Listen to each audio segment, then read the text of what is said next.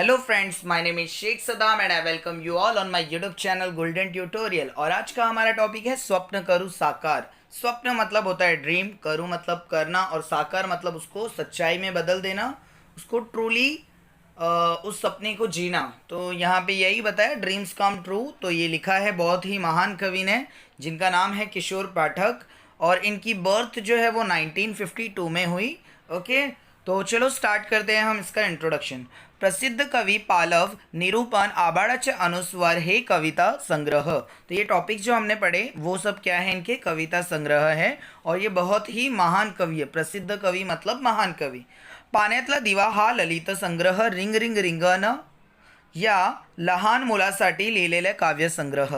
तो पाण्यातला दिवा ये इनकी ललित संग्रह है, और रिंग रिंग रिंगन इन्होंने लहान मुला यानी छोटे बच्चों के लिए जो है कविता लिखी थी इन्होंने। ओके, बाल कुमार साहित्य संमेलनाचा ग ह पाटील पुरस्कार मिळाला आहे। तो इनको ग ह पाटील पुरस्कार, इस अवार्ड से इनको वहाँ पे नवाजा गया और उनके जो टैलेंट है उसको सराहा गया। ओके, तो चलो दोस्तों स्टार्ट करते हैं स्वप्न करू साकार इस कविता का इंट्रोडक्शन। या कवितेत कवीने देशाचे उज्ज्वल भविष्य स्वप्न रेखाटलेले आहे। तो ठीक है, तो इस कविता में देशाचे मतलब भारत, और उज्ज्वल मतलब ब्राइट, भविष्य मतलब फ्यूचर। तो उज्ज्वल भविष्य मतलब ब्राइट फ्यूचर, स्वप्न रेखाटलेला है। तो उस उज्ज्वल भविष्य का ड्रीम उन्होंने इस कविता के अंदर अंडरलाइन किया है, बताया है। ओके, कृषि संस्कृती श्रम प्रतिष्ठा एकजुटीचा सामर्थ्य। तो कृषि संस्कृति का मतलब होता है फार्मिंग, है ना, खेतीबाड़ी जो होती है ना उसको बोलते हैं फार्मिंग कल्चर को। ओके, और श्रम, श्रम का तो मतलब आप सबको पता है कि मेहनत। तो श्रम प्रतिष्ठा तो यानी मेहनत करना, हार्ड वर्किंग करना एकदम। और एकजुटीचा, एकजुटी मतलब एकजुट होना, है ना, मतलब टीम वर्क, टीम वर्क की और यूनिटी की स्ट्रेंथ की बात हो रही है, मतलब यूनाइटेडली ये सारी चीज़ की बात हो रही है यहाँ पे।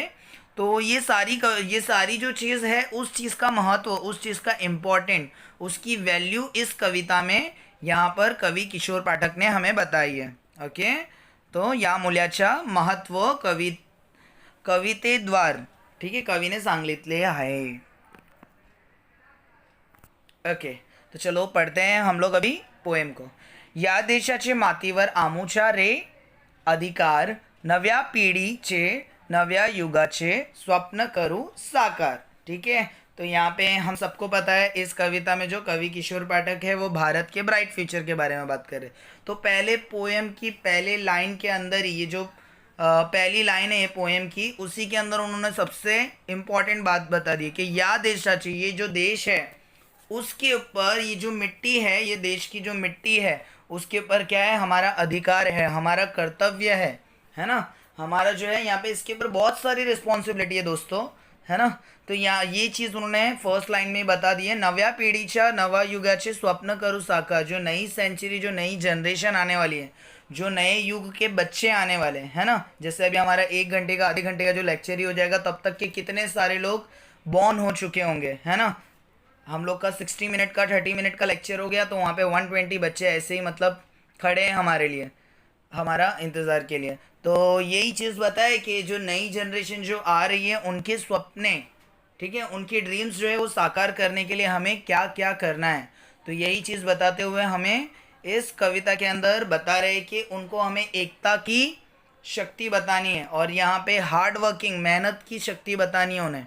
ठीक है, ताकि बच्चे जो है देखो वो हमारा ही सारी चीज़ें देख के करते हैं। अगर हम उनको अच्छा ही सिखाएंगे तो वो लोग अच्छे बनेंगे, साइंटिस्ट, डॉक्टर, इंजीनियर और बिजनेसमैन बनेंगे। और अगर हम लोग कुछ गलत सिखाएंगे तो वो बड़े होके रेपिस्ट, है ना, मर्डर्ड, और किसी का दिल दुखाने वाला एक इंसान ऐसा बनेगा जो चोरी चकारी करेगा। ओके, तो यहाँ पे वही दिया है कि हमें क्या सिखाना है उनको, एकता की शक्ति बतानी है, कि यूनिटी, है ना, यूनिटी की शक्ति बतानी है, और हार्डवर्क, मेहनत करना सिखाना है। और ये फार्मिंग, है ना, फार्मर में किसान कितनी मेहनत करता है, तो उसी के बारे में यहाँ पे 2 पैराग्राफ है अभी इसके नीचे के, तो हम लोग वही पढ़ेंगे। चलो स्टार्ट करते हैं। फुला मुलातून हसतो श्रावण, मातीचे मंगल तन्मन, चैतन्य फिरे सुदर्शन, शेतामधून पिकवू मोती। तो सबसे पहले मीनिंग देख लेते हैं। फुला मुलातून मतलब हर जगह क्या होगी, ग्रीनरी होगी, ग्रीनरी के साथ में बहुत सारे फ्लावर होंगे।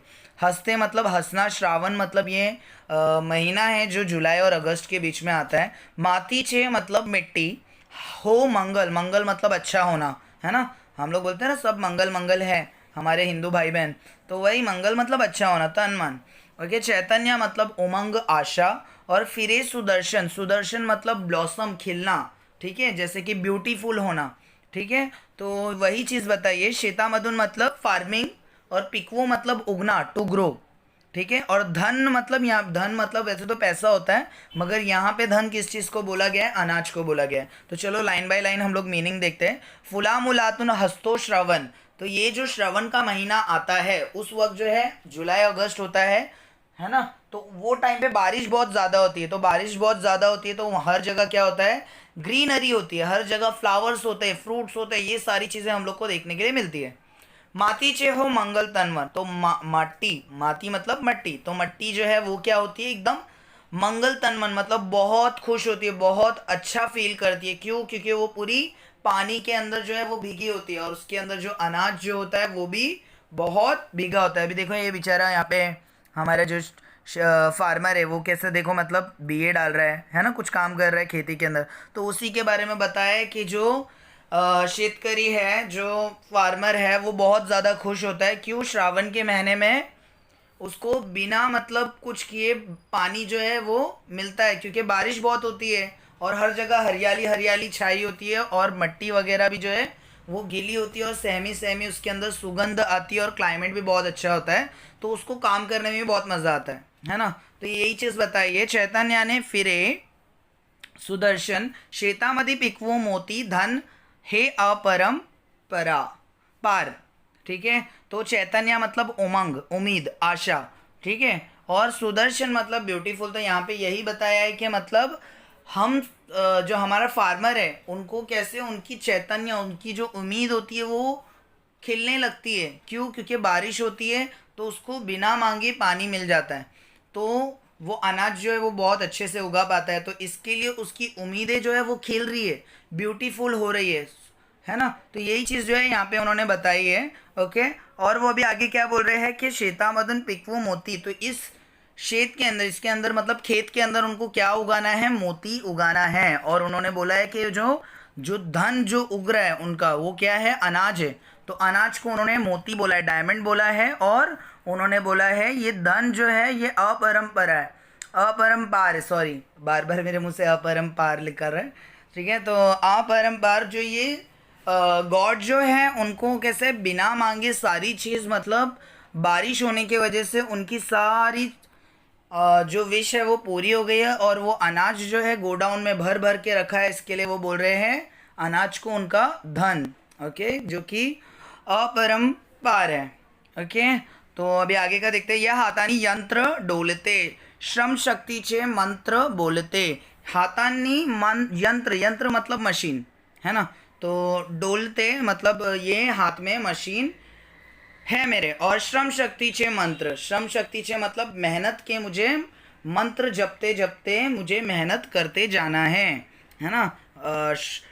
यंत्र और मंत्र के बारे में अभी ये देखो थर्ड लाइन में बताया। उद्योगाचे चक्र चालते आभाळावर, उत्क्रांतीचे उत्क्रांतीचे घुमवू या ललकार, ठीक है। तो घुमवू मतलब यहाँ पे ये बताया है कि उद्योग याचे, तो ये जो नेचर है इसके अंदर कौन सा चक्र चलना चाहिए, उद्योग अच्छे। अभी ये मतलब इनके यंत्र के और श्रम के, मेहनत और उनकी जो मशीन है, तो जो मशीन मतलब इन द सेंस यार ट्रैक्टर हो गया, या फिर भाजी वगैरह काटने की और मतलब बोने की कोई मशीन है।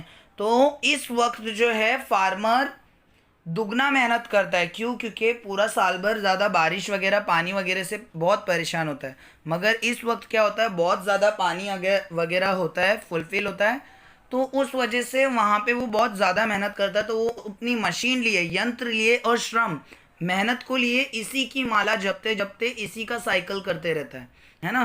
पूरा अनाज उग गया, फिर वो गोडाउन में पहुँचाने का, फिर वापस से वही चीज़ स्टार्ट करेगा। तो ये क्या कर रहे हैं, साइकिलिंग कर रहे हैं, किस चीज़ की, मेहनत की और यंत्र की, ठीक है, श्रम और यंत्र की। आबाड़ावर उत्क्रांतीचे घुमवू या ललकार। तो उन्होंने यहाँ पे यह बताया है कि ये जो हाथ है, ये जो है यंत्र के अंदर डोल रहा है और बोल रहा है, क्योंकि फार्मर जो है वो बहुत ज़्यादा मेहनत कर रहा है मशीन और अपने हाथों के साथ में।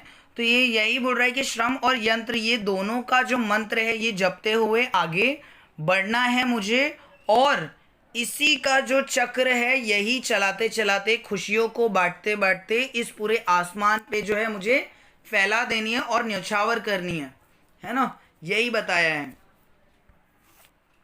अभी देखो क्या बोला है, हजार आम ही एक ही बढ़कट, हजार मतलब 1000 है ना, आम ही एक ही बढ़कट जो है आर्म्स यूनिटी, ताकत की बात हो रही है यहाँ पे, स्ट्रेंथ की बात हो रही है। तो यही बता रहे सर्वाचे हो एकच मनगट, मनगट मतलब वृष्ट मतलब हाथ।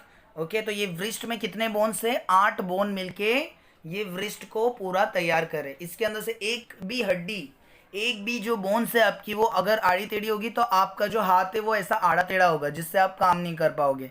तो ये यहाँ पे इस चीज़ को बताते हुए वो ये बता रहे हैं कि ये जो एकस मनगट, ये जो हमारा हाथ है, ये जो वृष्ट है, इसकी जो जॉइंट्स है वो 8 हड्डियों से बनी है।